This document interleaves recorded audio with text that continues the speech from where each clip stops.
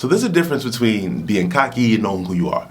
So I am one of those people who have been misunderstood, misinterpreted a lot of times, where people oftentimes think I'm arrogant or feel that I think I know everything, all these kind of things. And so, of course, whenever you get criticism, if you're a good person, you're a logical person, you do at least think about it, like, all right, did I put myself in this way? Did I present this way? Am I this?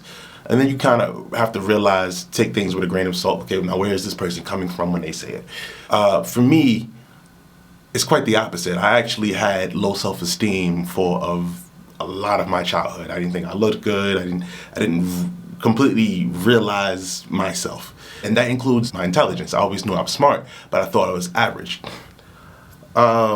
And it wasn't until I think I was in 8th grade and we were in a math class and everybody's having this problem with this, problem. And I'm thinking it's the easiest thing on the planet. And I'm like, well, why is everybody struggling with this? This is so easy. And someone said, Quincy, not everybody's as smart as you. That threw me for a loop. I couldn't believe it. I'm like, what do you mean? What do you mean not everybody's as smart as me? I'm nothing special, I didn't get it then, but later in life, as an adult, I actually had to come to the realization of who I am. And there's nothing wrong with acknowledging who you are. It's not the same thing as being cocky. I feel that cockiness and arrogance comes into play when you think you are above people. And I don't consider myself above people, but I am aware of who I am, what my abilities are, what I'm great at, and the necessity to know all of those things is so that you don't get taken advantage of.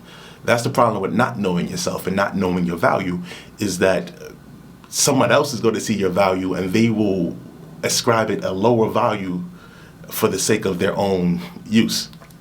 And I lived that life. I undervalued myself, and so I was taken advantage of and did some things for a lower cost or free that I didn't necessarily need to, or for a longer period of time than I should have, because I wasn't properly valuing myself. Heck, I've lost gigs. I remember I was in my senior year of college, and I was talking to someone I met at a church, and his wife was doing some music professionally, releasing albums, and it's like, hey, how much for a track? And I was like, $100. And he's like, $100? No, I want quality. And you know what happened? He never contacted me again for a track. Because people will ascribe cheap to cheap.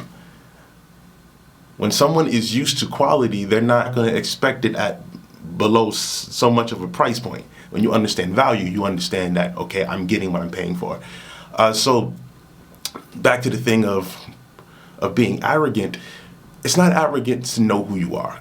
I remember I was talking to another brother in college where we both had Christian organizations, and I had a thing about saying that I was dope. And this dude was a football player, and he's like, listen, I love God, I love Jesus, all glory to him, but I'm a monster on the football field. And I had to come to my own self where I'm like, yo, I'm a beast of a producer. I am a phenomenal rapper. I am a great overall artist. And it's not cocky for me to say that. I'm dope. And that's just what it is.